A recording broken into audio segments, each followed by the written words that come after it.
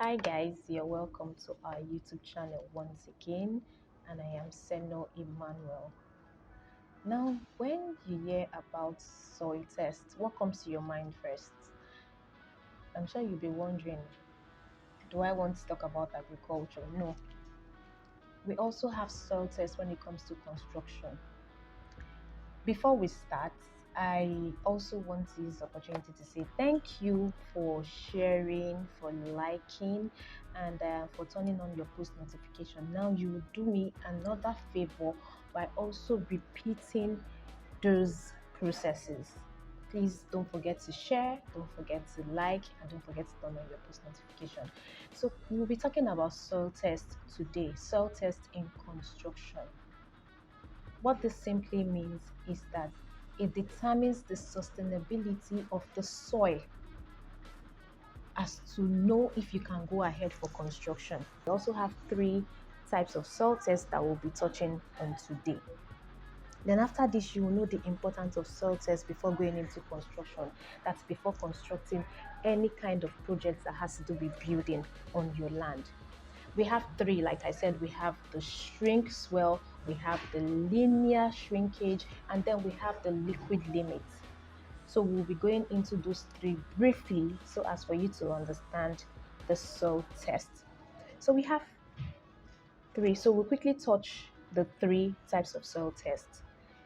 First, the liquid limit. It determines the content of the water in your soil to know when the soil changes from plastic to liquid. That is what liquid, and the term liquid limit already explains it. It just determines the content of water, the amount of water in your soil, and how it changes, the process of when it changes from plastic to limit. The shrink swell test is the second one. This determines the extent where your soil shrinks when it gets dried and when it swells when it gets wet. So the shrink swell test determines the wetness and the dryness of your soil for you to know when it is dry, and when it is dry it gets shrinked, for you to know when it is wet, and when it is wet it swells. It is also influenced by the type of clay in the soil. It is influenced by the type of clay in your soil. Now lastly, we're going to talk about the linear shrinkage.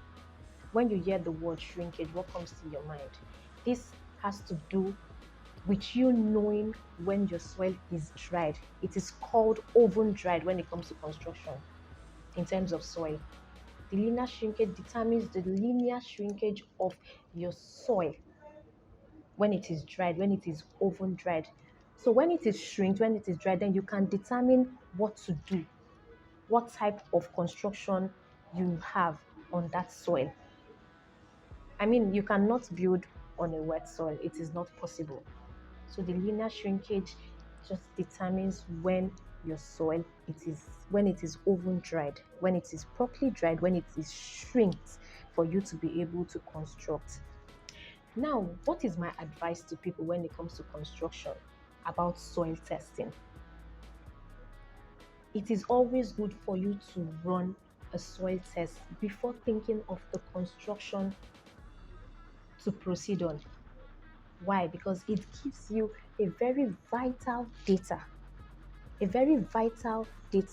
and it informs you on when to have your decision making and your planning regarding construction.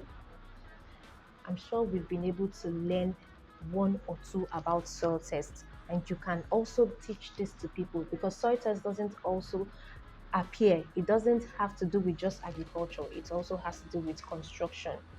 Now, until next time, remember to share, remember to like, and remember to turn on your post notification, because like I always say, no knowledge is lost. Bye bye.